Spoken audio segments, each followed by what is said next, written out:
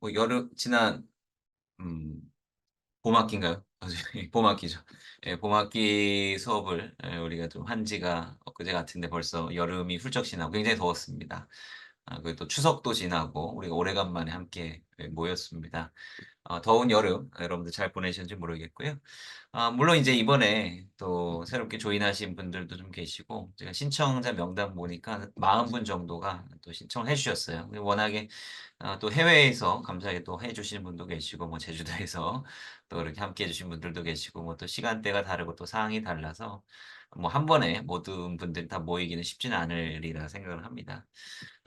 그래도 뭐 제가 그 이렇게 강의하는 것은 아무래도 좀 연속성을 위해서 아무래도 뭐 인제 좀 저희가 인제 강의를 진행해 나감에 있어서 인제 사정으로 중간에 한번 빠지셨을 때 그 연속성을 갖기가 좀 쉽지가 않잖아요. 그래서 그 지난번에 계속해서 하던 대로 저희들이 강의를 모임을 갖는 고 영상은 터치 바이블 유튜브 홈페이지에 올려 놓으려고 합니다. 터치 바이블 홈페이지나 유튜브 채널을 통해서 접속할 수가 있겠고 여러분들이 등록하신 이메일 주소로 인제 관련 내용들 안내를 다시 한번 좀 해 드리도록 하겠습니다.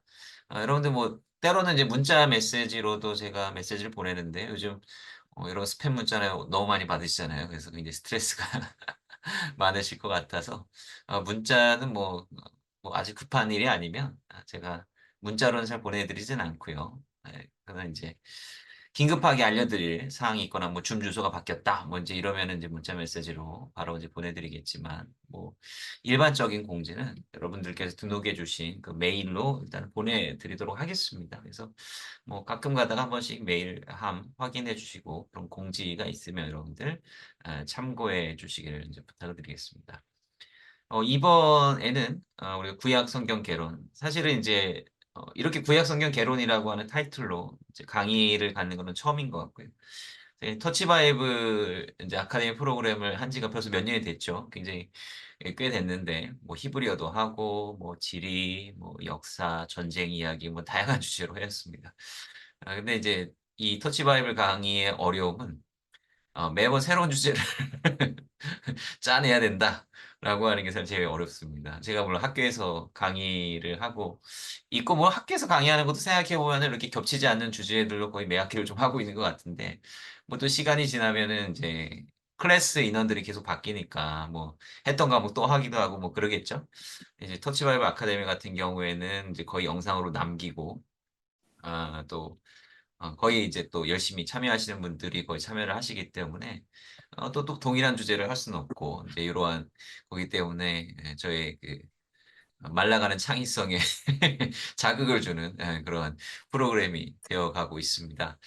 그래서 인제 새로운 주제를 계속 좀 발굴을 하는 데 좀 고민이 많기는 한데요. 근데 인제 저희가 좀 스페시픽한 주제를 가지고 몇 번 뭐 지금까지 몇 년 동안 강의를 해 왔는데 생각해 보니까 우리가 전체를 좀 포괄하고 통전적으로 이제 구약 성경을 좀 바라보는 그런 강의도 좀 필요하지 않을까. 뭐 이제 신학교에서 보통 강의하는 뭐 구약 개론 뭐 인제 그런 거죠. 그래서 이제 구약 개론, 구약 성경 개론 이제 요러한 제목을 가지고 우리가 좀 차근차근히 물론 인제 하나의 주제를 정해서 깊게 들어가는 것만큼은 아니지만 좀 차근차근히 구약 성경의 책들을 좀 함께 훑어보는 그런 시간을 가졌으면 좋겠다라고 하는 그런 아이디어가 인제 이번에 있었어요. 그래서 구약 성경 개론이라고 하는 주제를 가지고 강의를 인제 시작을 하게 되고요. 그런데 인제 여기서 인제 중요한 것은 어 저희가 뭐 학기별로 이렇게 나름대로 이제 시간 구분을 하기는 하지만 뭐 저희가 신학교 정규 과정도 아니고 정규 과정이라고 하면 남은 어떤 그 짜여진 스케줄에 딱 맞춰 가지고 뭐 1 년이면 1년 뭐 한 학기면 한 학기 딱 맞춰야 된다. 뭐 그런 건 아니거든요. 그래서 좀 자유롭게 시간을 뭐 쪼끔 여유롭게 할 수도 있고 제가 주차별로 인제 프로그램 그 아웃라인을 드리긴 했지만 뭐 어느 게 좀 길어질 수도 있고 뭐 짧을 수도 있고 그런 좀 플렉서블한 그런 여지를 좀 두려고 합니다, 유도리 있게. 그래서 우리가 좀 자세히 들여다보고 혹시 뭐 질문이나 우리가 토론을 할 부분이 있다라고 한다면 좀 깊게 보기도 하고요. 그리고 뭐 좀 훑어보고 지나갈 부분은 훑어보고 뭐 이런 식으로 우리가 어쨌든 하나를 하더라도 좀 확실하게 하는 게 좋겠다라고 하는 그런 마음으로 우리가 좀 진행을 하려고 합니다. 너무 이제 시간에 쫓기는 거 없이 뭐 이번에 다 못하면 또 다음에 하면 되고요. 그래서 좀 그러한 여유로운 마음을 가지고 이렇게 이 시간을 보냈으면 좋겠습니다. 그래서 이제 사실 다 종합하는 그러한 형식의 강의이기 때문에 뭐 지난번에 이제 제가 쭉 강의해 왔던 그런 주제들과 뭐 다소 겹치는 부분들이 있을 수도 있고, 제가 이미 말씀드렸던 내용이 또 들어갈 수 있겠죠, 다소. 예, 그런데 또 사람은 망각의 동물인지라, 또 들으면은 또 새로우실 수도 있고, 또 이제 몇 번 반복을 하는 셈이 된다라고 한다면 그게 더 기억에 많이 남을 수도 있기 때문에 뭐 여러 유익이 있으리라 생각을 합니다. 그래서 우리가 함께 또 복습을 하는 그런 느낌으로 이제 들으실 수도 있고 또 새로 조인하신 분들도 계시기 때문에 구약 성경에 대한 또 나름대로 물론 잘 알고 계시는 부분들도 있겠지만, 뭐 새로운 부분이 있다라고 한다면 또 새로운 관점에서 구약 성경을 좀 통전적으로 좀 바라볼 수 있는 그런 좀 시간이 되었으면 좋겠습니다. 그래서 뭐 강의 함께 이렇게 나누면서 여러분들이 뭐 궁금하시거나 또 어떤 의견이 있다 이런 거 여러분 지체하지 마시고 그 말씀해 주시면 함께 또 이야기 나누고 또 고민하면 뭐 사실은 이제 온라인 수업일수록 조금 일방적이 되기가 굉장히 쉬운데요. 뭐 어쩔 수 없습니다만은 그래도 또 풍성한 토론과 또 이제 질문이 있는 그러한 또 시간이 되었으면 좋겠습니다. 그래서 우리가 이런 강의의 장점은 뭐냐면 어떤 질문이든 가능하다라고 하는 것이죠. 뭐 저도 굉장히 좀 열려 있는 그런 이제 마인드로 이런 성경이나 이런 것들을 읽는 편이고요. 그리고 뭐 교회에서는 조금 뭐 대화 나누기 좀 민감한 그런 부분들이 있지 않겠습니까? 있죠. 그래서 뭐 그런 부분들도 툭 퍼놓고 좀 이야기할 수 있는 그런 이제 대화의 또 장이 되었으면 좋지 않을까 그렇게 생각합니다. 자, 그래서 오늘 첫 번째 시간인데요. 뭐 첫 번째 시간이니까 뭐 늘 하는 질문이죠. 첫 번째 시간에. 구약 성경이란 무엇인가? 그래서 이제 구약 성경의 어떤 기본적인 개념, 그다음에 구약 성경의 역사, 이거에 관한 이제 몇 가지 질문들을 좀 해보면서 이번 학기의 강의를 좀 함께 시작을 해 보려고 합니다.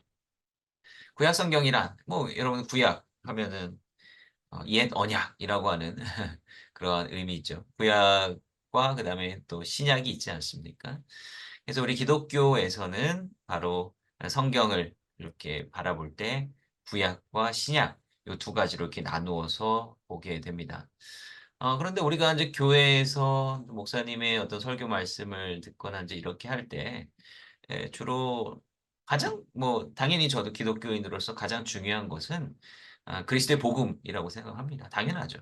신약에 나타나 있는 그리스도의 복음이 가장 중요한 핵심입니다. 그래서 우리 신약을 열심히 읽고 또 십자가의 은혜 그리고 증인으로서의 우리의 삶이 어때야 되는지 분명히 깨닫는 바가 있어야 된다라고 하는 거죠. 그게 사실 신앙의 가장 기본 베이스다라고 하는 겁니다. 그런데 신약이라고 하는 것은 사실 하늘에서 뚝 떨어진 건 아니거든요. 신약이라고 하는 것 자체도 예수님의 복음이라고 하는 것 자체도 뭐 하늘에서 뚝 떨어진 것이 아닙니다. 예수님께서 하신 굉장히 중요한 말씀이 있죠. 사람들이 뭐 안식일법이나 그런 어떤 문자적인 율법대로 행하지 않으시는 그런 이제 예수님의 모습을 보면서 율법을 어기고 율법을 해방한다라고 이제 이런 비판들을 많이 했죠. 예수님께서 뭐라고 말씀하셨습니까? 나는 율법을 폐하러 온 것이 아니라 바로 율법을 완성하러 오셨다라고 왔다라고 이제 말씀하지 않으셨습니까? 그러니까 예수님께서도 이 구약 전통에 나타나 있는 어떤 율법이라든지 예언자의 예언이라든지 그러한 여러 말씀들을 당연히 인정하셨다라고 하는 거죠. 뭐 하나님께서 주신 말씀인데 어떻게 그것이 부정될 수가 있겠습니까? 문제는 그 구약에 이미 주어진 그 말씀을 사람들이 잘못 이해하고 있었다라고 하는 거죠. 예수님의 복음이라고 하는 것은 결국은 하나님께서 이미 우리에게 완전한 말씀을 주셨는데 그것을 온전히 바라보지 못하고 자의적으로 해석하고 자신의 유익대로 받아들이려고 하는 어떤 종교적인 어떤 프레임을 자기만의 종교적인 프레임을 씌워가지고 하나님의 말씀을 왜곡하는 사람들에게 진짜 하나님의 메시지가 무엇인가를 보여주시기 위해서 그 복음을 통해서 우리에게 진리를 전해주셨다라고 하는 것이죠. 그래서 신약을 이해하기 위해서는 구약을 이해해야 돼요. 예. 예수님의 십자가의 죽으심. 예수님의 십자가의 죽으심이 언제 일어났죠? 절기상으로? 6월절이잖아요. 그죠? 6월절. 구약에 나타나 있는 절기입니다. 왜 다른 날도 많은데 왜 하필이면 6월절일까? 그러니까 우리가 이제 뭐 출애굽기를 또 보게 되겠지만 출애굽 사건의 가장 핵심이 6월절이잖아요. 애굽의 속박에서부터 자유롭게 해주신 어린 양의 피로 이스라엘 백성들을 자유롭게 해방시켜 주신 절기가 바로 구약의 6월절. 신약의 6월절은 무엇입니까? 예수 그리스도의 보혈의 피로 우리를 죄에서부터 자유롭게 해주신 절기. 신약의 6월절이죠. 우리는 부활절이라고 이야기를 합니다. 그러니까 이게 맞닿아 있다라고 하는 거죠.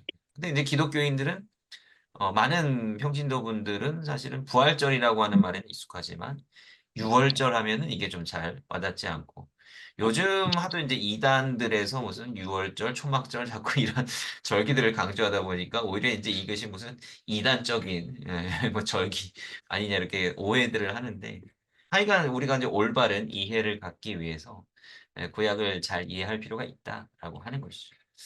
그래서 여러 유익이 있습니다. 우리가 구약 성경을 잘 알고 구약 성경에 있는 가장 중요한 핵심 메시지가 무엇인지를 우리가 잘 봐야 되겠죠.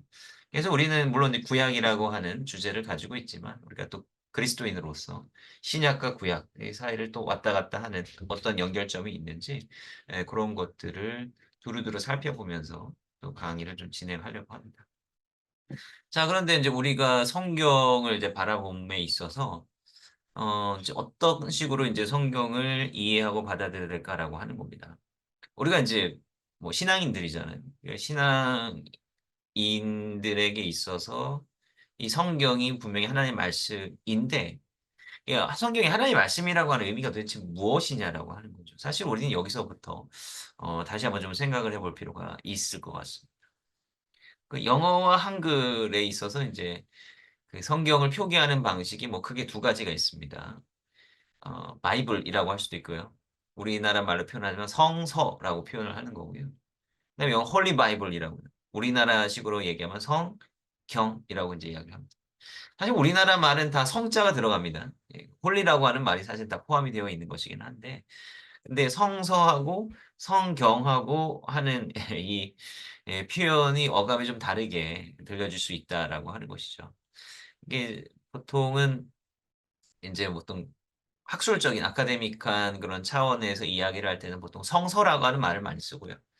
또 교회 안에서나 어떤 신앙적인 이런 분위기에서 이 표현을 할 때는 성경이라고 하는 표현을 사용하죠.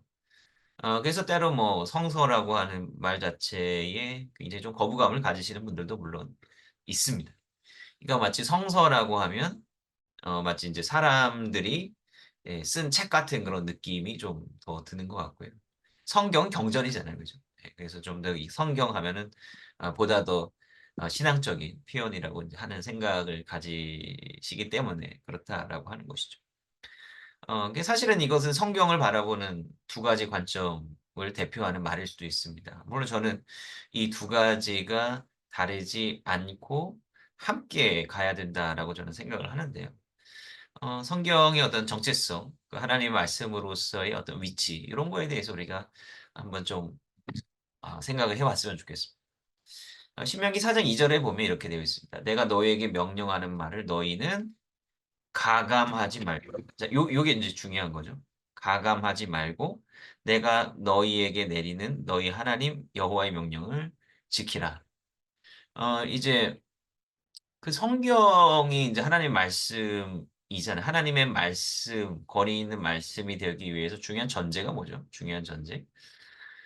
바로 하나님께서 모세나 성서의 저자들에게 직접 말씀하시든 혹은 성령의 영감으로 그들에게 전해주시든 그 말씀이 왜곡되지 않고 있는 그대로 전해져 내려오는 그게 사실 가장 중요한 핵심이죠. 당연하지 않습니까? 하나님의 말씀을 받았는데 뭔가 그 성경이 이렇게 전수되는 과정에서 뭔가 변형이 되어 있다? 이러면 안 되잖아요. 그죠? 그 사람의 생각이나 뭐 사람의 어떤 개입에 의해서 성경이 변경이 되었다? 이건 안 됩니다. 그러니까 이게 가감이라고 하는 게 그러죠. 사람의 선택에 따라서 어떤 말씀은 빼고 어떤 말씀은 덧붙이고 이건 안 된다라고 하는 거죠. 사실은 이제 우리는 이러한 관점에서 이 성경은 모호하고 완전하다라고 하는 관점을 가지고 우리가 익히 그렇게 이해하고 있다라고 하는 것입니다. 어, 또 계속 한번 보시죠. 모든 성경은 하나님의 감동으로 된 것으로 교훈과 책망과 바르게 함과 의로 교육하기에 유익하니. 자, 여기서 핵심은 뭡니까? 성경은 하나님의 감동으로 되었다. 하나님의 감동, 하나님께서 주신 영감으로 되어 있다라고 하는 것. 이건 뭐죠? 본래 뭐 그 바로 직전에 우리가 나눴던 성경 말씀 같은 어떤 맥락이죠. 어, 성경의 모든 말씀의 소스는 하나님이다라고 하는. 하나님께서 주신 말씀. 이 감동이라고 하는 것은 이제 약간의 좀 주변에 이제 그 매개가 있는 거죠. 하나님께서 어떤 직접 너는 뭐 이렇게 써라 라기보다는 그 마음을 주셨다는 거죠. 인스퍼레이션이죠. 감동. 이 감동을 주시고 그 가운데 마음을 주셔가지고 이 저자가 결국은 성경을 쓰기는 하지만 그 내용은 하나님으로부터 비롯된 것이다라고 하는 겁니다. 결국 이제 성경이 이러한 권위, 하나님께서 주신 그 말씀의 권위를 분명하게 가지고 있다라고 하는 내용을 강조하는 그런 이제 말씀이라고 할 수가 있습니다. 자, 그런데 이제 여기서부터 이제 약간의 좀 딜레마가 좀 생길 수가 있습니다. 하나님의 말씀이라고 하는 것이 도대체 어떤 의미냐라고 하는 것이죠. 자, 왜냐하면, 자, 성경에 이 문제가 있어요. 성경의 원본이 그러면은 존재하는가라고 하는 거죠. 성경의 원본이 존재하는가. 자, 하나님께서 처음 뭐 저자들에게 혹은 모세에게 나 이렇게 써라. 뭐 이제 예를 들면 시키면 두 돌판, 뭐 이제 이런 거. 모세가 받았던 시키면 두 돌판. 혹은 이제 그 뒤에 613개의 이제 율법 항목들이 쭉 나오는데 그 모세가 받았던 그런 만약 기록들이 있었다라고 한다면 그것들이 존재하느냐라고 하는 것이죠. 성서의 원본이 존재하느냐라고. 있으면 사실은 논의 여지가 없습니다. 문자적인 무호 이제 이런 것들을 우리가 증명할 수 있어요. 물론 이제 이걸 꼭 증명해야 되느냐라고 생각할 수 있겠지만 어쨌든가 뭐 사람들이 문제 제기를 하는 부분들이 있으니까요. 그러니까 우리가 실체적으로 증명할 수 있느냐라고 하는 그런 문제를 우리가 좀 생각을 해봐야 된다라고. 우리가 이제 성경의 역사에 있어서 우리가 제가 그 터치 바이블 강의하면서 성경의 본문 비평이라고 하는 건 성서의 역사 이제 이런 것들에 대한 강의를 되게 다른 적도 있었습니다만은 그때 우리가 이제 얘기했던 그 부분은 뭐냐면 성서 역사에 있어서 성서에 쓰여지는 역사에 있어서 어느 순간 커다란 구멍이 존재한다라. 성서의 전승 역사에 있어서 성서가 이제 완전히 정경화되고 난 다음에 그다음에 이제 전해지는 거 아니겠습니까?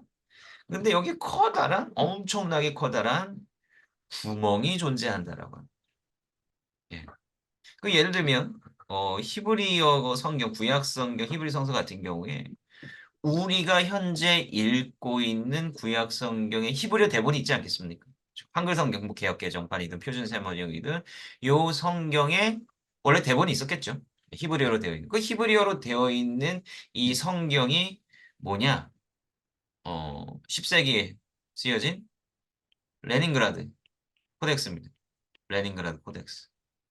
이 10세기는 플러스 그러니까 주후 10세기를 말하는 겁니다. 어, 죄송합니다. 11세기 사본. 죄송합니다. 11세기 사본이. 그러니까 이게 굉장히 오래된 것 같습니까? 오래됐죠. 오래됐어요. 오늘날 천년 전에 사본이니까 오래됐습니다만은 그런데 성경 전체 역사를 우리가 볼 때는 오래된 것이 아닙니다.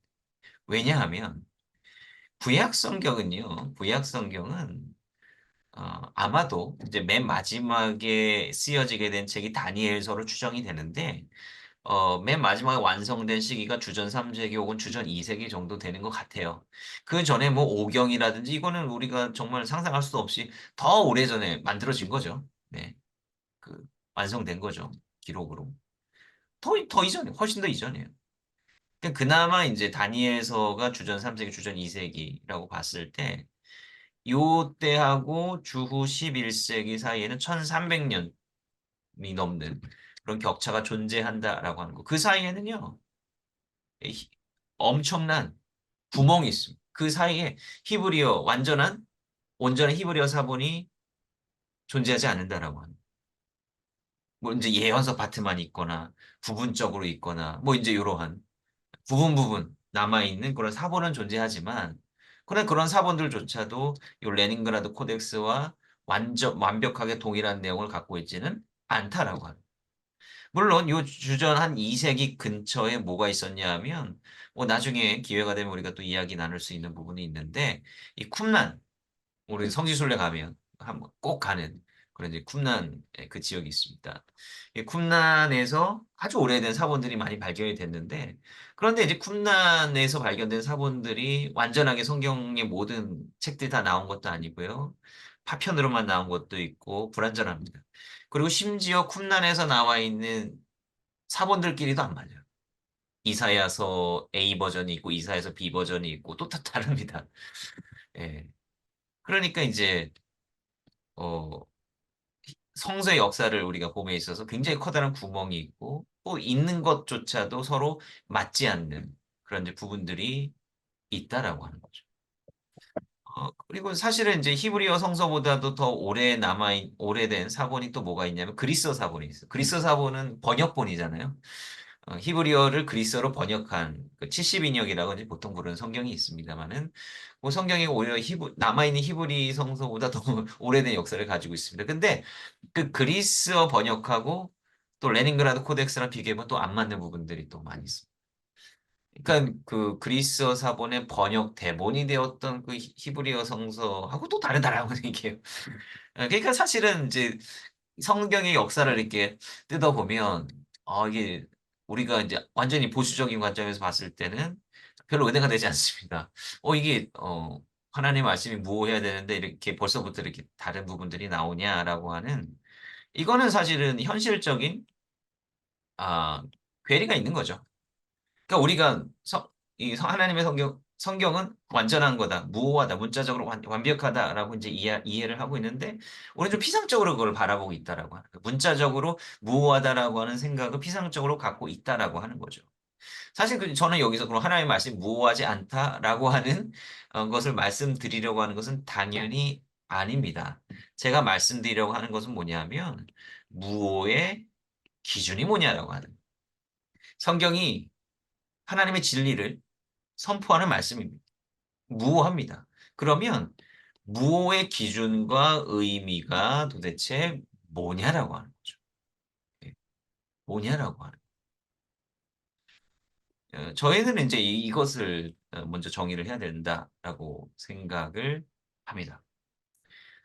성경의 원본이 존재하지 않는 이유는 간단합니다. 성경이 처음 성경의 메시지가 처음 들려지기 시작했던 그 시대, 그 이후로 수천 년의 시간은요, 기록이라고 하는 게 흔치 않았던 시대였어. 오늘날 우리가 뭐 대한민국 국민이라고 한다면 뭐 거의 99%다 이제 글을 읽고 쓸 수 있지 않습니까? 예. 근데 여전히 오늘날에도 글을 읽고 쓰지 못하는 분들이 다른 나라에 많이 있어요. 많이 있어요. 예. 말할 수는 있지만 읽고 쓰지 문맹인 분들이 많이 있다라고 하는 거죠. 그리고 사실은 몇백 년 전만 해도 심지어 우리나라도 몇백 년 전만 해도 문맹들이 아주 대부분이 다 평민 일반적인 분들은요. 글을 읽고 쓰지 못했습니다. 그때 그런 정보를 전달하거나 교육을 하는 수단은 구전이거든요. 구전이에요. 예. 구전으로 시작이 되는 겁니다. 제가 이제 조금 이따가 좀 정리를 해드리긴 하겠지만, 구전으로부터 시작을 했던 것이 어느 순간부터 이제 기록으로 남아서 그렇게, 어, 문서로 남게 되는 그런 복잡한 과정을 갖게 되는데 구전으로 시작됐기 때문에 원본이 있을 수가 없다라고 하는 거예요. 이제 모세가 앉아서 태초에 하나님께서 천지를 창조하시니라 이렇게 책상에서 쓰지 않았다라고 하는 거예요. 첫 성경의 첫 말씀을 선포했던 가르쳐줬던 그 사람들은 입으로 전해주는 거예요. 바로 거기서부터 시작하는 거예요. 그렇기 때문에 성경은 본래부터 원본이 존재할 수 없다라고 하는 겁니다. 자, 그래서 우리가 계속해서 성경에 대해서 우리가 함께 보긴 하겠지만 그러면은 성경이 무오하다라고 하는 것은 무엇을 말하는 거냐면 저는 문자적인 무오성을 바라보는 것이 아니라 메시지의 무오함 이것이 중요하다라고 생각을 하는 거죠. 메시지의 무오함. 예.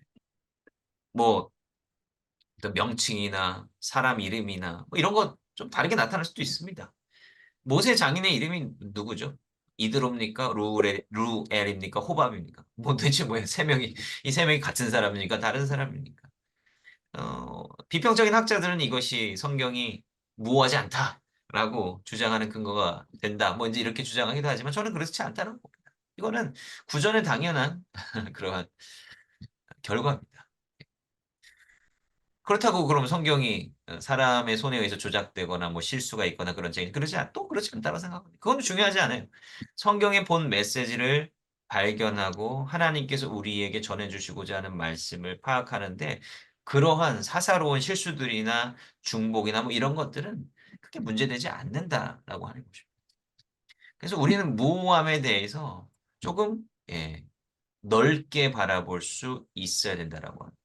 그래서 제가 이제 여기에다가 무호성과 역사성 이제 이렇게 요거는 보통 사람들이 생각하는 대결 구도를 자꾸 본다는 거예요. 성경의 어떤 역사 속에서 역사적인 어떤 환경 속에서 조금 뭐 때로는 어떤 바뀌어지고 어떤 필사제에 때로 실수가 있어서 뭔가 표현이 잘못되고 이제 이러한 어떤 짜잘한 어떤 변화들을 거쳐왔다라고 보는 게 이제 역사성을 강조하는 측면이고 성경은 절대 바뀌지 않았다. 완벽하다, 완전하다. 이거를 주장하는 게 이제 문자적인 무호성이다라고 하는 게 자꾸 이거를 분리시키려고 하는 이분법적으로 나누려고 하는 경향성을 가지고 있다라고 하는 거예요. 근데 저는 그것이 같이 가야 된다라고 생각을 합니다. 같이 가야 된다라고 생각을 해요. 그러니까 하나님께서 우리가 이제 성경을 바라보면서 좀 생각해 봐야 될 부분이 저는 있다고 생각하는데 하나님께서 모든 걸 다 하시느냐? 물론 하나님께서 모든 걸 주관하십니다만은 근데 여러분들 하나님께서 그 구원의 역사를 이루어 가시는데 꼭 뭘 하시죠? 사람들 자꾸 부르신단 말이에요. 아브라함을 부르시고 야곱을 부르시고 예언자들을 부르시고 왕을 부르시고 부르신단 말이에요. 그럼 그건 뭐예요? 하나님께서 역사하지만 그러나 인간이 하나님의 역사에 함께 동참한다라고 하는 거죠.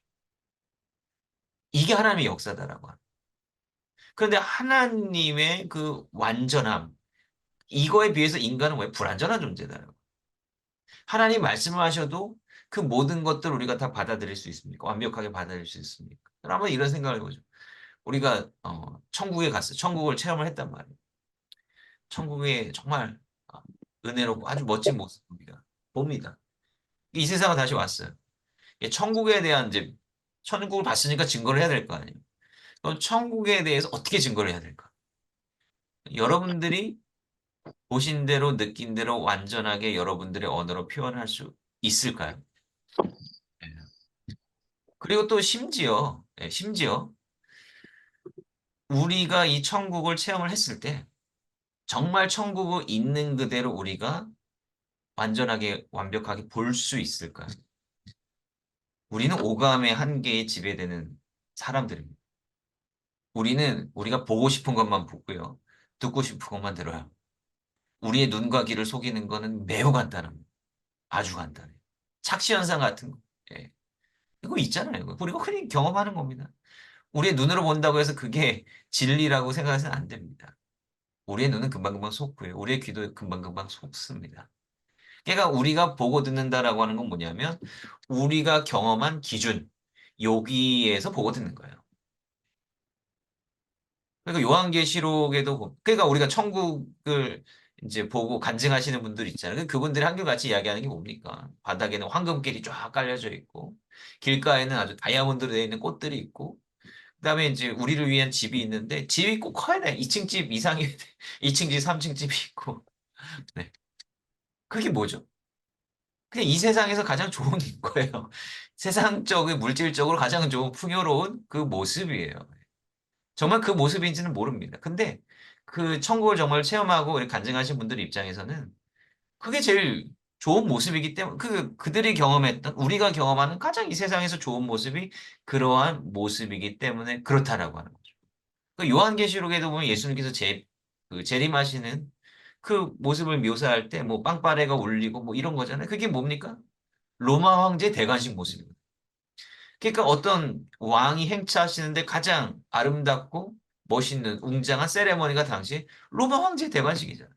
그러니까 그 모습을 빗대어서 그러니까 말하는 사람도 그렇게 이해하는 거고 듣는 사람도 좀 이해가 돼야 되지 않겠습니까? 네. 그러니까 그러한 모습으로 소통을 하는 거죠.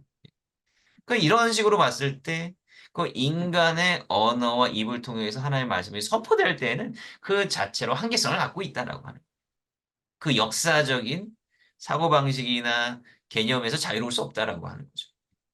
그러니까 아주 우리는 또 그 수천 년 후의 시간에 또 그 얘기를 읽는 거예요. 예. 예를 들면 뭐 창조에 대한 이야기도 마찬가지죠. 하나님께서 알려주신 그 창조의 이야기.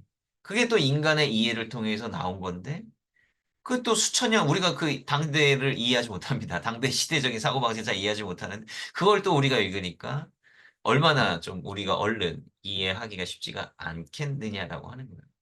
그래서 우리는 이제 양파껍질 벗기듯이 이거를 하나씩 하나씩 벗겨 가려고 하는 거죠.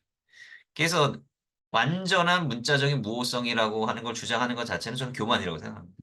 어떻게 인간의 언어로 하나님의 완전한 진리를 묘사할 수 있겠습니까? 그거는 저는 불가능하다라고. 이렇게 생각하는 것 자체가 교만이라고 생각하는 거예요. 우리는 본문과 관련된 그 역사성을 충분히 고려를 해야 되고 이 역사성을 통해서 겉으로 나와 있는 껍질을 좀 벗겨야 그 안에 있는 핵심 메시지를 우리가 발견할 수가 있다라고 하는 거죠. 우리는 이제 이런 방식으로 성경을 읽어 나갈 거고요.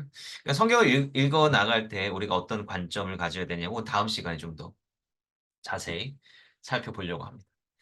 자, 성경의 그 성경이라고 하는 표현의 의미에 대해서 우리가 좀 생각을 좀 해보려고 합니다.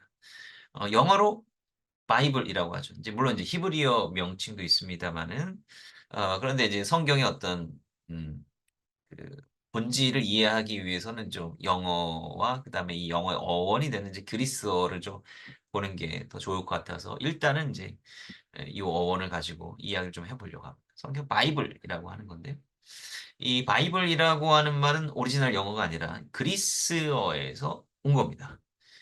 그리스어 뭐에서 왔느냐? 바로 비블리아라고 하는 표현에서 온 겁니다. 비블리아의 의미는 또 뭐냐? 북스, 책들이라고 하는 의미입니다. 책들.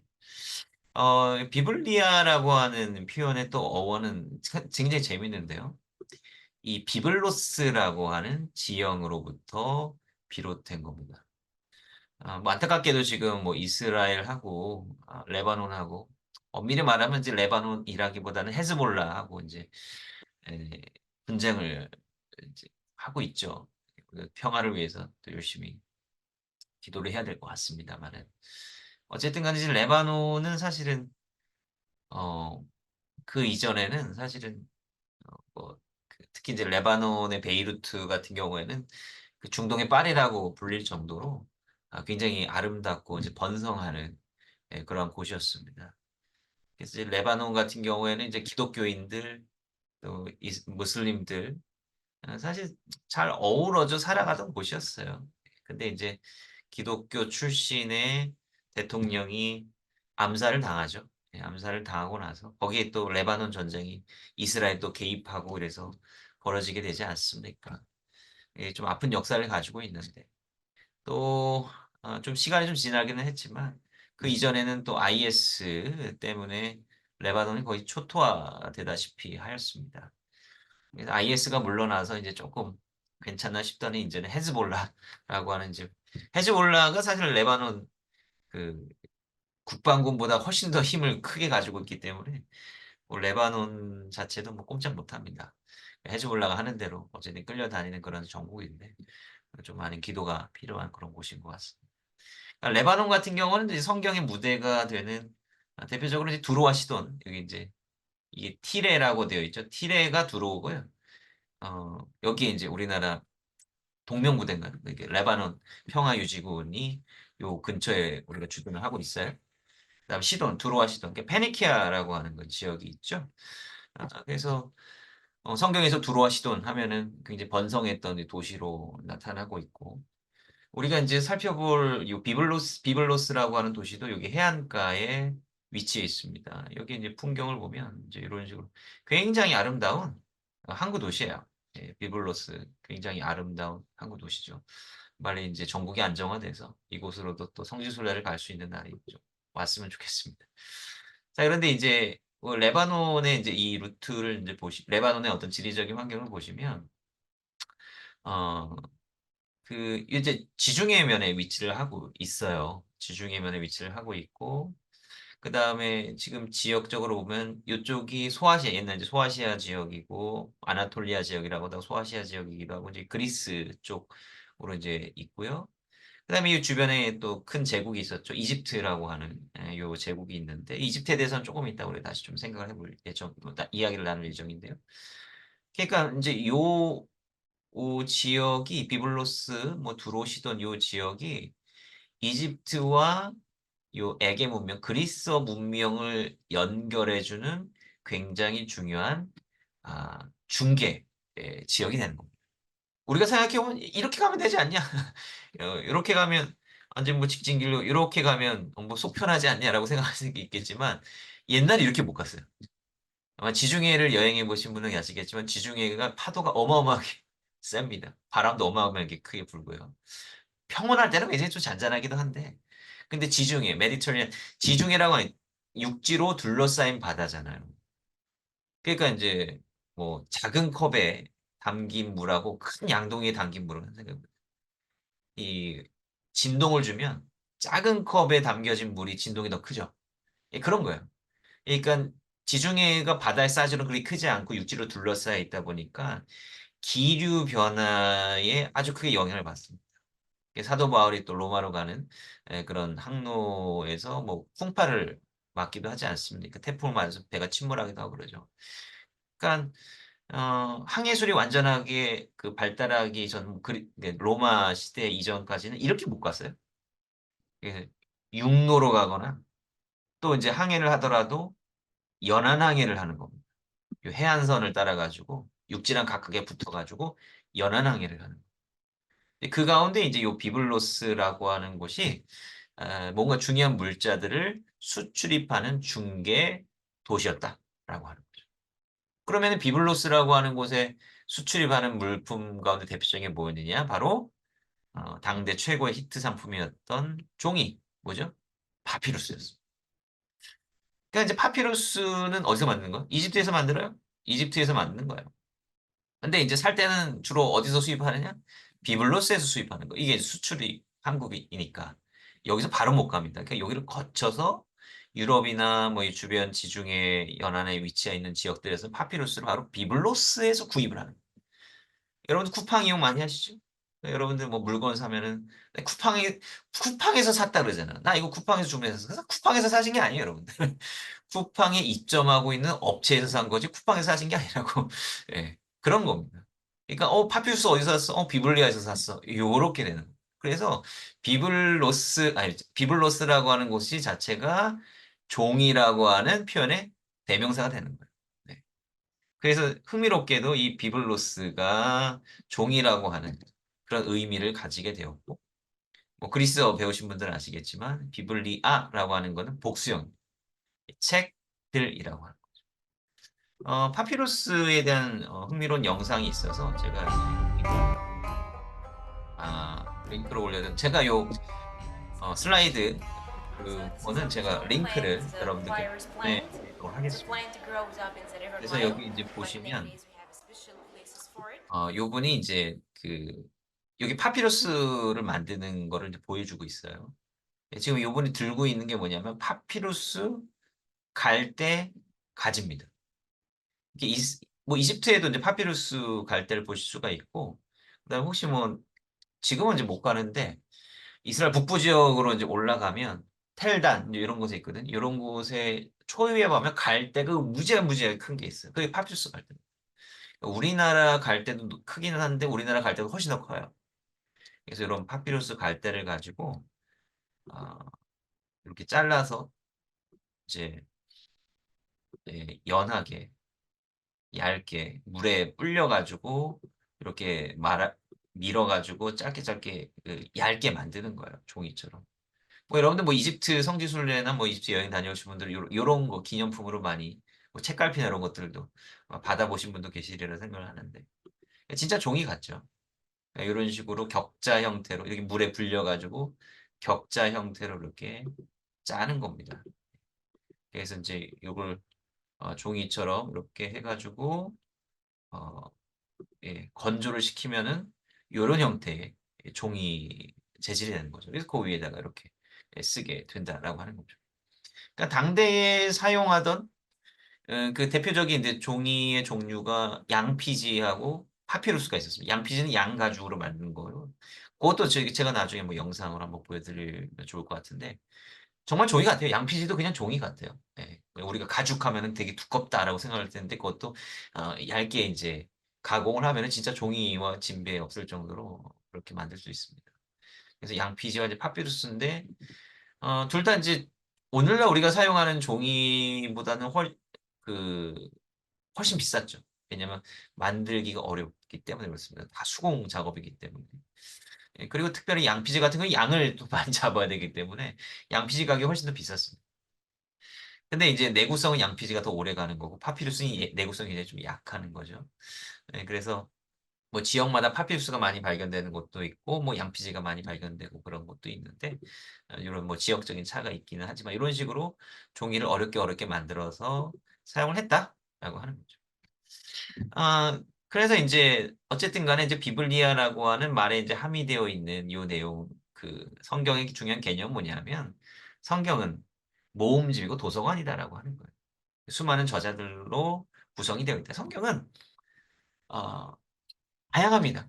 제가 이제 성경 말씀을 어, 정말 좀 흥미롭고 정말 하나님의 말씀이다라고 하는 걸 새삼 느끼는 거는 바로 이 다양성에 있다라고 저는 생각을 합니다.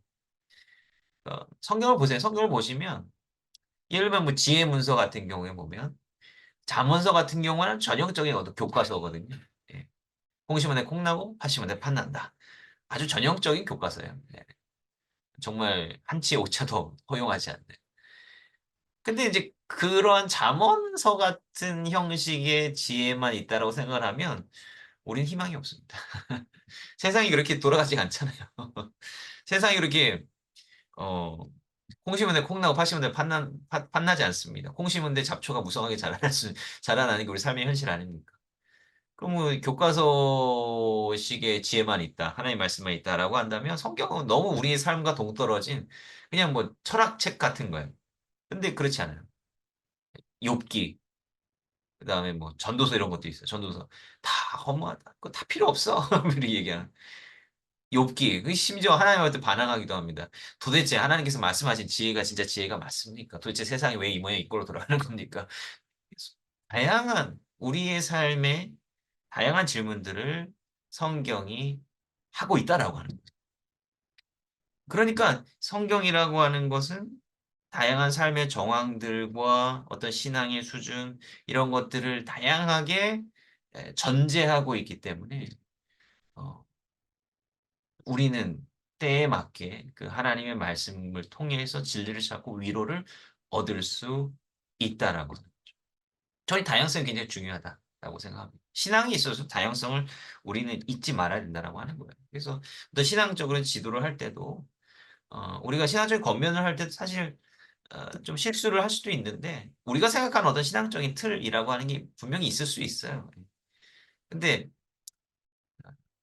다른 사람과 같지 않다라고 하는 거예요. 우리 간증집 보면은 왜 나한테는 이렇게 하나님께서 이렇게 극적으로 역사하지 않으실까 뭐 이런 원망이 들기도 하고 그런 생각이 들기도 하잖아요. 근데 그분들은 그러한 삶의 여정이 있는 것이고 우리는 또 우리만의 또 신앙의 여정이 있는 거예요. 다른 거예요. 그분이 더 옳고 우리는 뭐 별거 아니다. 그런 거 아니거든요. 일상적인 삶, 평범한 삶 가운데서 신앙을 지켜나가는 거. 이거 중요합니다. 중요해요.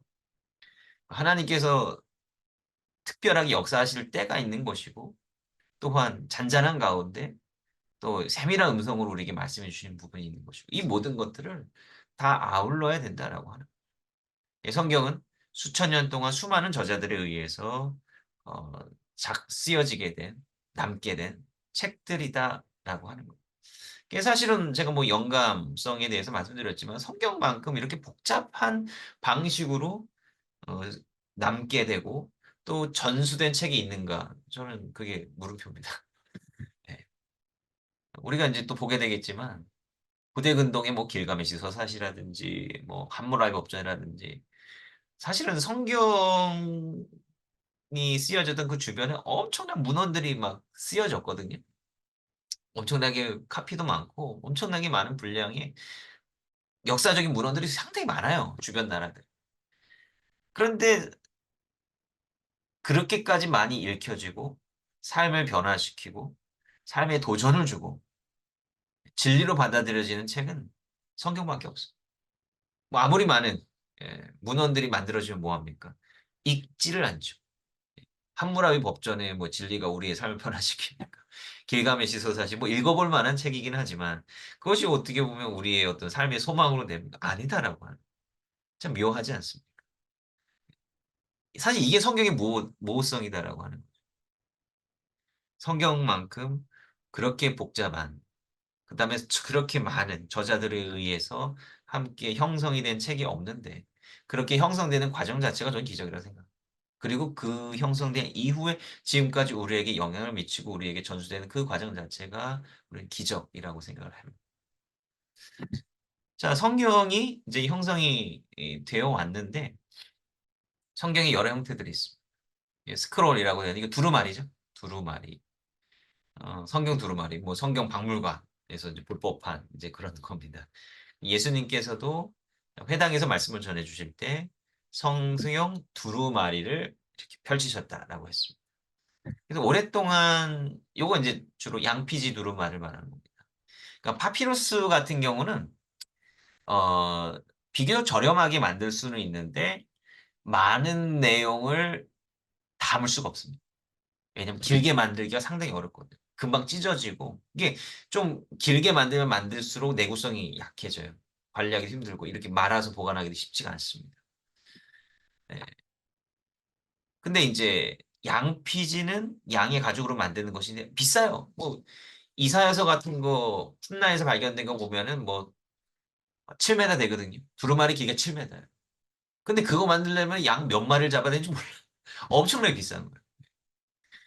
그래서 굉장히 값은 비싸지만 많은 양을 담을 수가 있다라고 하는 거죠. 뭐 7m 가장 긴 두루마리가 성전 문서인데 9m, 9m까지 가요. 엄청나게 길죠. 근데 이제 이거의 문제는 여전히 그는 파피루스보다는 많은 양을 담을 수 있기는 하지만 무한정 담을 수는 없다라고. 무한정 담을 수는 없어. 그래서 오경을 보면 사실은 창세기부터 신명기까지 이렇게 하나로 묶잖아요. 오경이라고 해서 묶잖아요. 그럼 우리가 왜 굳이 5개의 책으로 나누지 그냥 하나로 가면 안 될까라고 생각하는데 그게 결국은 옛날에는 그게 5개의 두루마리로 분리되었다라고 하는 거예요. 5개의 두루마리 분리됐다라고. 그러니까 창세기 두루마리, 출애굽기 두루마리 이거를 하나의 두루마리를 만들 수가 없어서 5개의 두루마리로 분리할 수밖에 없었다라고 하는 거죠. 그거 이제 그 두루마리의 특징이다라고 하는 거죠.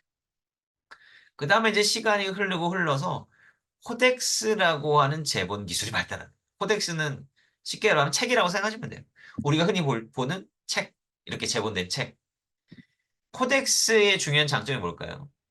훨씬 더 많은 양을 담을 수가 있다라고 하는 거죠. 우리가 성경 66권에다가 찬송가까지 넣잖아요. 그죠? 굉장히 얇습니다. 그러니까 현대 제본 기술이 어마어마하게 발달을 한 거죠. 그리고 이제 성경의 역사에 있어서 이 코덱스, 책의 형태가 가져다 준 중요한 혁신이 뭘까요?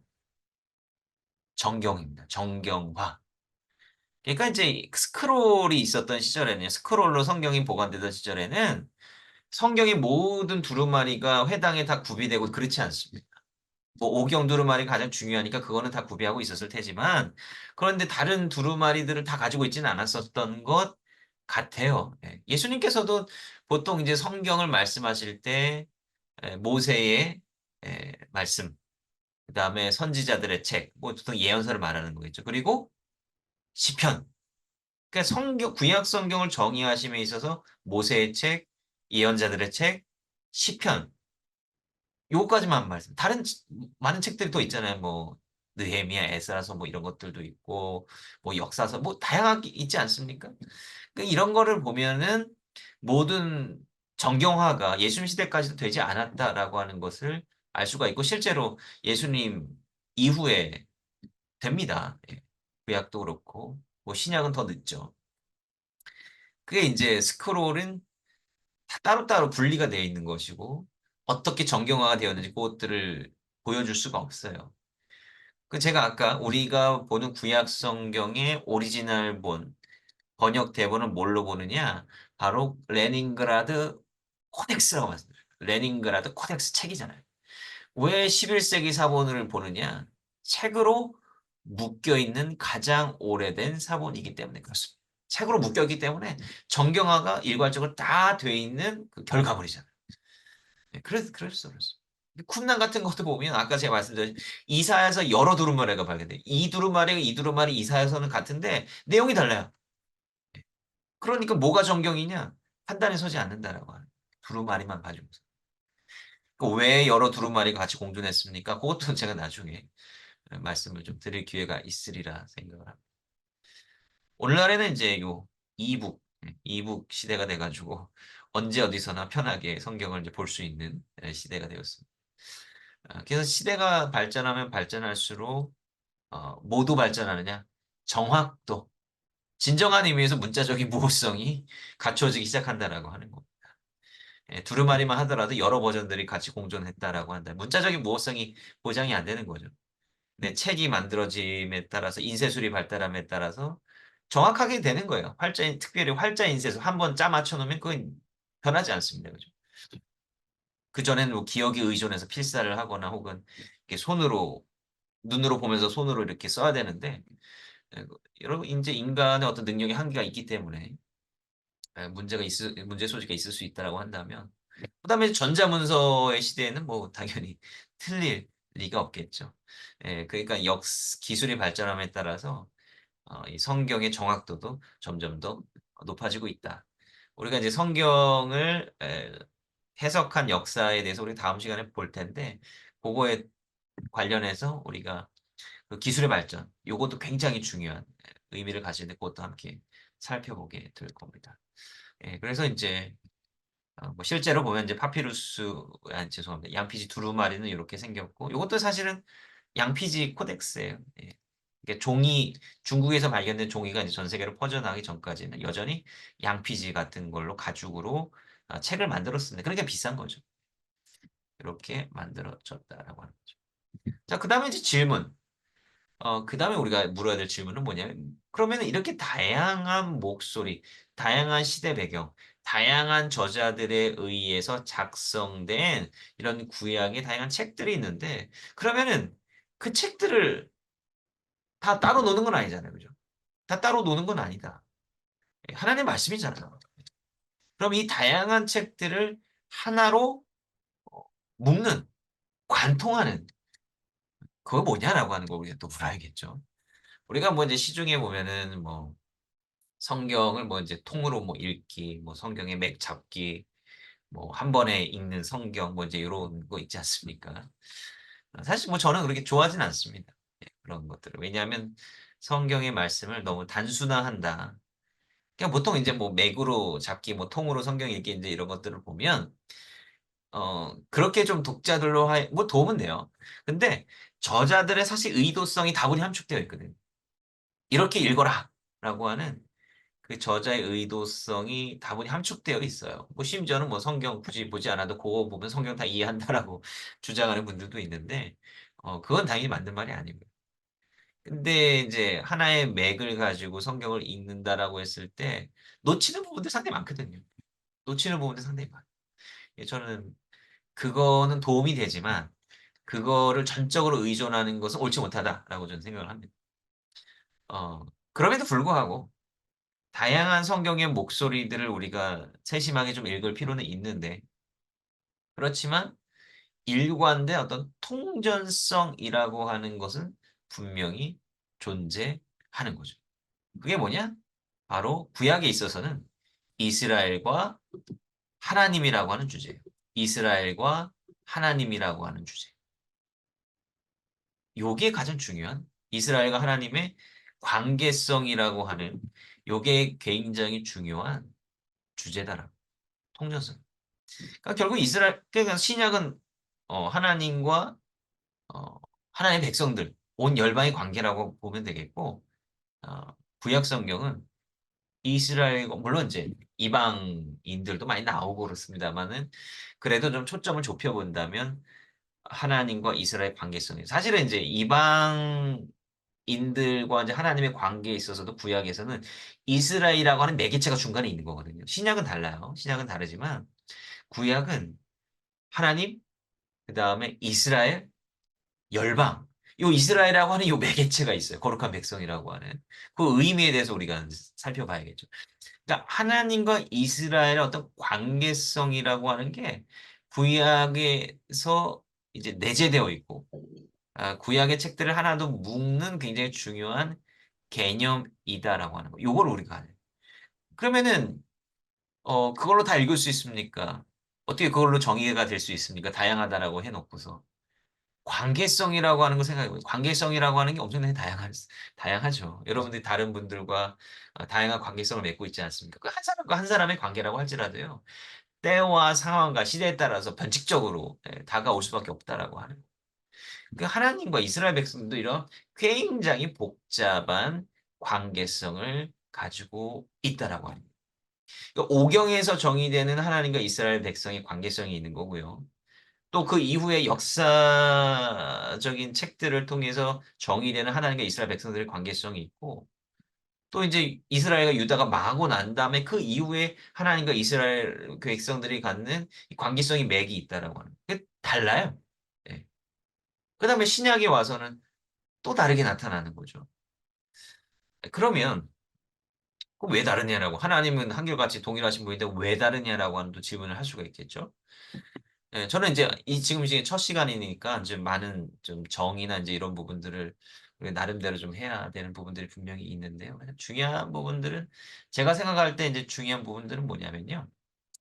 그 하나님의 어떤 역사, 하나님의 섭리의 점진성이라고 하는 게 저는 굉장히 중요하다고 생각합니다.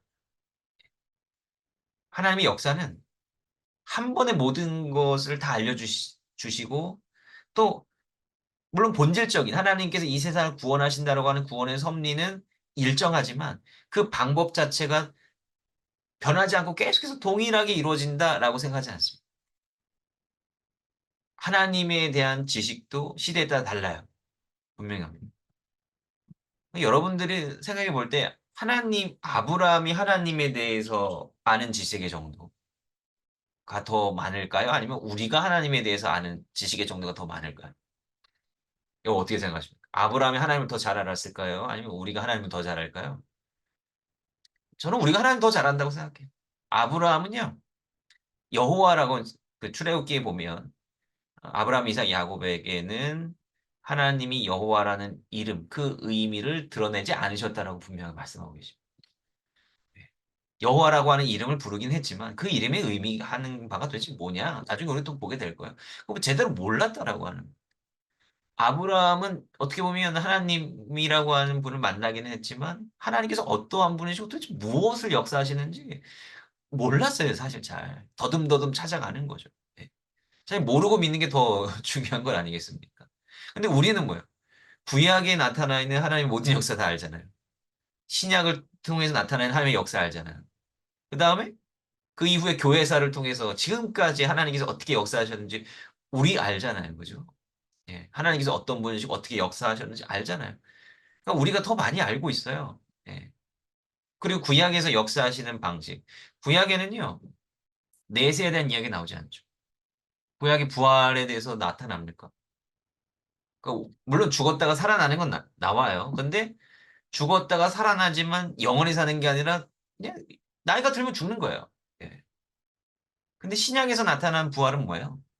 예수님께서 부활의 첫 본이 되셔가지고 영원히 사신다. 이 본을 그러니까 구약에서는 그런 부활에 대한 가르치면 구약 시대에 없었다. 그런 걸 말씀드리는 것이 아니라 초점이 달랐다. 구약은 하나님과 이스라엘 백성들의 관계인데 굉장히 현세적인 관계. 하나님께서는 이스라엘이라고 하는 진짜 눈에 보이는 어떤 실체적인 나라를 통해서 구원의 역사를 써 가시는 거예요. 실제 나라. 예. 근데 그게 실패를 했잖아요. 결국.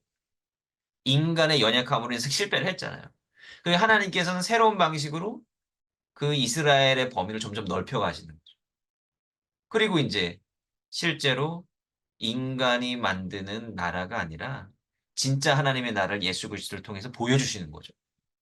그러니까 이제 부활이라든지 천국의 소망이라든지 이런 것들이 또 신약에서 두드러지게 나타난다라고 합니다. 그러니까 시대에 따라서 하나님께서 우리에게 계시하시는 그 진리의 내용이 다르다라고 하는 거예요. 이게 중요한 부분이에요. 그래서 이것들도 우리가 좀 생각을 좀 해봐야 되는 부분들이고요. 제가 뭐 사실은 이제 뭐 지리 강의라든지 뭐 고고학이라든지 이제 이런 것들을 할 때마다 제가 이제 말씀드리는 부분 가운데 하나가 뭐냐면 이스라엘 어떤 지정학적인 그런 위치를 좀 머릿속에 두고 성경을 읽어야 된다라고 하는 겁니다. 요게 이제 이스라엘 사실 뭐 이제 요게 이제 오늘날 중동 지역이라고 부르지 않습니까? 옛날에는 여기를 고대 근동이라고 불렀습니다. 근동이라고 하는 용어는 굉장히 그 유럽, 서구 중심적인 용어입니다. 유럽에서 가까워서 가까운 동쪽. 우리나라는 이제 가장 먼 동쪽이 그냥 극동 이렇게 불렀죠. 이게 서구적인 표현이라 요즘은 사용하지 않습니다만은. 근데 이제 고대의 역사를 이야기할 때에는 워낙에 고대 근동, Ancient Near East라고 하는 말이 학자들의 완전히 그냥 합의적인 단어가 됐어요. 예, 그래가지고 뭐, 어, 그, 그냥 버릇처럼 사용합니다. 그냥 아카데믹한 영역에서는 고대 근동이라고 하는 말 여전히 써요, 그냥. 근데 정치적이거나 어떤 사회적인 현대의 영역에서는 근동이라고 하는 말을 쓰면 안 되겠죠. 중동. 혹은 이제 요즘은 또 서아시아라고 하는 말을 또 많이 쓰더라고요. 그래서 서아시아나 중동, 뭐 이런 말을 많이 쓴다. 이걸 이제 상식적으로 알아두시면 될 것 같습니다. 그래서 우리가 성경을 읽어갈 때에, 뭐 성경은 이제 문자로만 되어 있으니까 재미가 없습니다. 그죠? 이게 뭐 이렇게 좀 파노라마처럼 딱 그 이미지화돼서 딱 보이면 좋겠지만 이 성경을 읽다 보면 뭐 여러 지명들도 많고 지역들도 많이 나오고 하는데 여기가 도대체 어디고 어떻게 생겨먹었고 뭐 했는지 우리가 잘 알 수 없죠. 그러니까 이제 수천 년 이후에 이 어떤 우리 시대적인 상황 속에서 이 성경을 읽는다라고 하는 게 쉽지는 않은 일이다라고 하는 것입니다. 그렇기 때문에 우리가 어느 정도 이제 지정학적인 혹은 그 성경 시대를 둘러싼 우리가 이제 그런 부분들도 제가 소개해 드리려고 하는데 고고학적이거나 어떤 그 사람들이 뭐 해 먹고 살았는지 어떤 집을 짓고 살았는지 이제 이런 것들도 우리가 볼 필요가 있습니다. 그래서 이제 그걸 위해서 또 성지순례도 가는 거잖아요. 그래서 예수님께서 어떠한 그런 상황 속에서 말씀을 전하셨을까? 뭐 갈릴리 호수 이렇게 가면 우리가 또 피상적으로 생각하는 거하고 또 직접 가서 보는 거랑은 또 많이 또 다르거든요. 예. 그래서 그러한 이제 지형들도 보고 하면서 많이 또 느끼는 게 있죠. 그런 부분들 사실 중요합니다. 그래서 이제 이 고대 근동 지역을 우리가 조금 전반적으로 좀 살펴보면요. 자, 여기가 이스라엘이죠. 여기 예루살렘이라고 써져 있는데 이제 여기가 이스라엘입니다. 그리고 이제 이스라엘 주변에 어떠한 나라들과 땅들이 있었는가를 이제 바라봤을 때, 어, 자, 요거, 요게 티그리스강, 그 다음에 요게 유프라테스강, 유브라데 뭐 하기도 하고 유프라테스라고 하기 유프라테스. 티그리스강과 유프라테스강, 여기 북쪽에서 남쪽으로 이 페르시아만 쪽으로 이렇게 흘러가는 거대한 두 강이 있습니다. 여기 보면 좀 파릇파릇하죠? 예, 파릇파릇합니다. 요즘은 사실은 뭐 전쟁 때문에 뭐 성지순례 가기가 좀 쉽지 않고, 그다음에 여기는 이라크 지역은 더더욱이나 가기가 쉽지가 않죠. 요즘 구글 지도가 너무너무 잘 돼 있어가지고요. 이런 이제 스트리트 맵 같은 걸 참고하시면 그 주변의 상황을 다 볼 수 있습니다. 실감나게. 잘 활용하시면 좋을 것 같아요. 그래서 이제 푸릇푸릇하지 않습니까? 그래서 이 거대한 두 강 사이에 있는 요 지역을 두 강 사이의 지역이다라고 해서 메소포타미아라고 불렀습니다. 메소포타미아. 그래서 요 두 강 유역을 중심으로 해서 아주 중요한 문명들이 발전을 하기 시작했습니다. 요즘은 이제 뭐 4대 문명이라고 하는 말을 사실 잘 쓰지 않습니다. 왜냐면 4대 문명보다도 더 오래된 문명도 발견되기도 했고, 뭐 이제 4대 문명만 있었던 것도 아니기 때문에 어쨌든 뭐 고대 문명 가운데 가장 대표적인 게 4대 문명이기는 한데, 어쨌든 간에 이제 중요한 그 메소포타미아 문명이 발생했던 곳이 바로 요 지역이다라고 하는 거죠. 자, 또 다른 굉장히 중요한 문명지대가 뭡니까? 이집트 문명이죠. 요 지역입니다. 요건. 흥미롭게도 이제 대부분의 큰 강들은 북쪽에서 남쪽으로 흐르거든요. 근데 요 나일강은 거꾸로입니다. 얘는 남쪽에서 북쪽으로 흘러갑니다. 그래서 이제 요 남쪽에서 이 지중해 쪽으로 강이 흘러갑니다. 그래서 이 나일강 7,000km 흐르는 세계에서 가장 긴 강이 나일강, 제가 알기로 그 나일강인데, 요 나일강 유역을 따라서 이제 도시들이 발달을 했고요. 여기 보면 이렇게 삼각형 모양으로 이렇게 지형이 되어 있죠. 여러분들이 이제 바켓스에다가 물을 다 채워가지고 이렇게 강하게 쫙 뿌리면 어떻게 됩니까? 물이 힘을 받아서 쭉 일직선으로 가다가 어느 순간 되면 힘이 없어가지고 이렇게 쫙 퍼집니다. 요 원리입니다.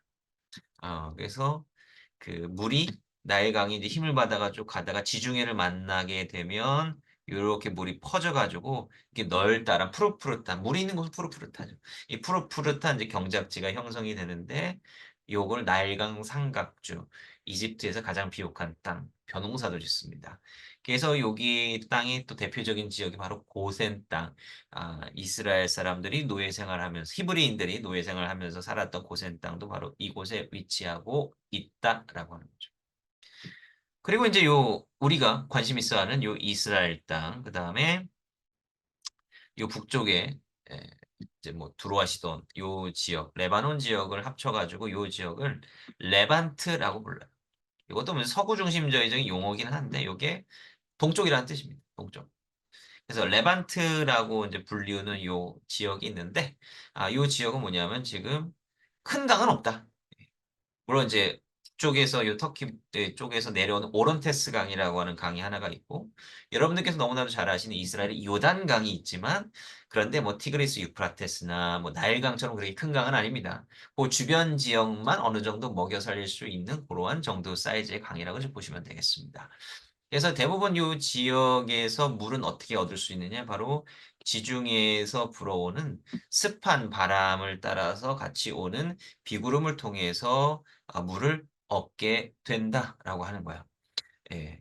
그래서 뭐 요 큰 강 유역만큼이나 안정적이지는 않지만 그래도 이제 지중해 주변 지역 좀 푸릇푸릇합니다. 굉장히 또 비옥한 땅들 좀 있고요.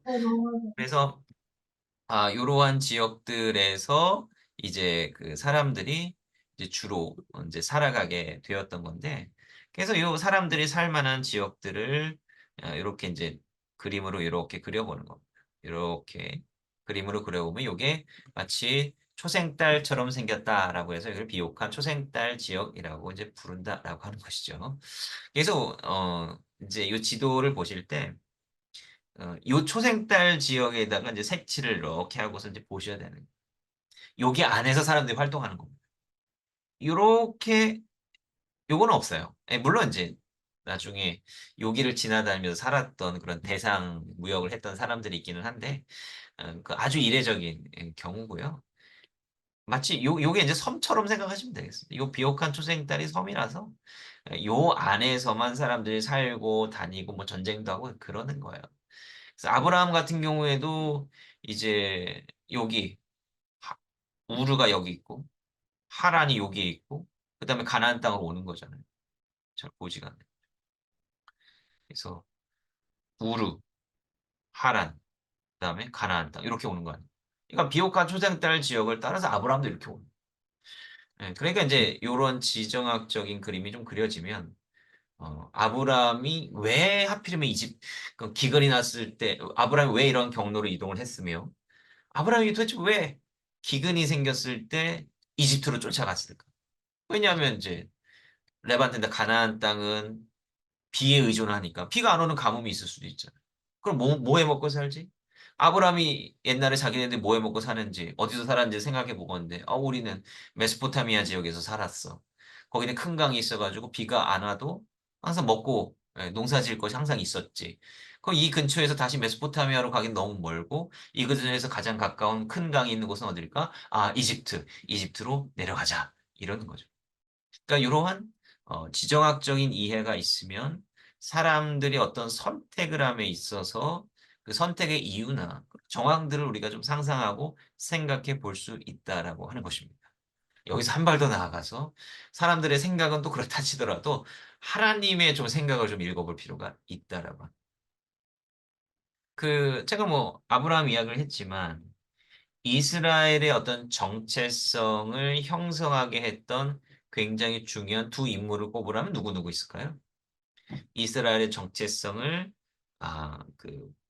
있게 만들었던 그 중요한 두 사람을 꼽으라면 한 사람 당연히 아브람. 아브람은 요 메소포타미아 문명 지대 출신. 그다음에 또 한 사람 모세죠. 바로 애굽 출신입니다. 물론 이제 히브리인이긴 하지만 태어난 곳은 애굽, 살았던 곳은 애굽. 그럼 메소포타미아 출신, 애굽 출신, 묘하게도 큰 강 유역에서 잘 먹고 잘 살던 사람들이라고 하는 공통점이 있고요. 또 다른 공통점은 뭡니까? 메소포타미아에서 일로 부르셨고 애굽에서 이리로 부르셨다라고 합니다. 여러분 한번 그런 생각 해보신 적 없으십니까? 출애굽할 때 어, 히브리인들이 바로의 위협이 될 정도로 수가 허다했다라고 하잖아요. 그리고 뭐 실제로 하나님께서 이스라엘 백성들을 통해서 엄청난 재앙들을 내려주셨는데 가만히 보면 왜 하나님께서 왜 이런 재앙을 내리시면서까지 이스라엘 백성들을 내보내셨을까? 아니 그냥 좋은 땅 이집트를 지배하게 만들면 낫지 않았을까?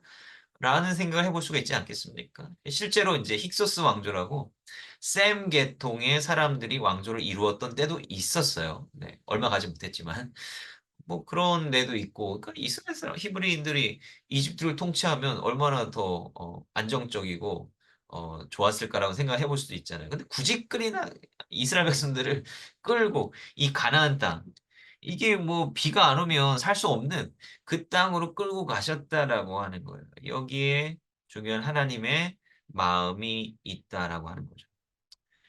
지정학적인 측면에서 봤을 때 이집트나 바로 이 메소포타미아 문명이 있었던 이 지역은 안정적인 땅이에요. 뭐, 큰 강이 사시사철 흐르니까 먹을 것이 떨어지지 않는 땅이다. 라고 하는 거죠. 그러면은 뭐 하나님 찾습니까? 그냥 그렇게 사는 거죠. 근데 하나님께서는 이스라엘 백성들을 부르실 때 어떠한 정체성을 가지고 부르셨는가? 라고 하는 거예요. 이거죠. 복의 통로잖아요.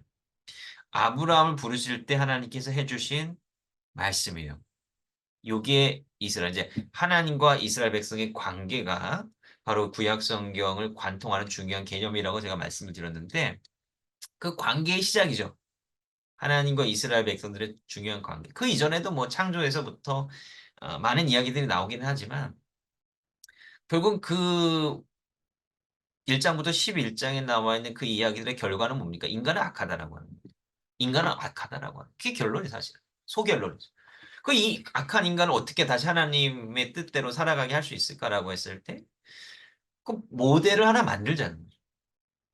그러니까 하나님께서 강권적으로 하지 않으시고, 모델을 하나 만들어가지고, 이 모델을 사람들이 좀 본받아서 이렇게 좀 살아가는, 다시 선한 창조의 세계로 돌아가는 그런 세상이 되었으면 좋겠다. 이것을 하나님께서 하시려고 한 거예요. 그 구약에서의 하나님의 목표. 본이 되는 나라. 그게 이스라엘이라는 거죠. 그러니까 하나님께서 아브라함을 선택하셨다라고 하는 것은 야 너희들만 구원시켜줄게가 아니라 본이 되라라고 하는 거예요. 그래서 인제 물론 축복과 저주를 말씀하시기는 하지만 결국 근본적으로는 뭡니까? "땅의 모든 족속이 너로 말미암아 복을 얻을 것이다." 요게 하나의 목적, 플랜. 이스라엘을 통해서 이 세상을 구원하시겠다. 그러니까 이스라엘을 만약 세상적으로 잘 먹고 잘 사는 나라로 만드는 게 1 차적인 플랜이 아니었다라고 하는 거예요.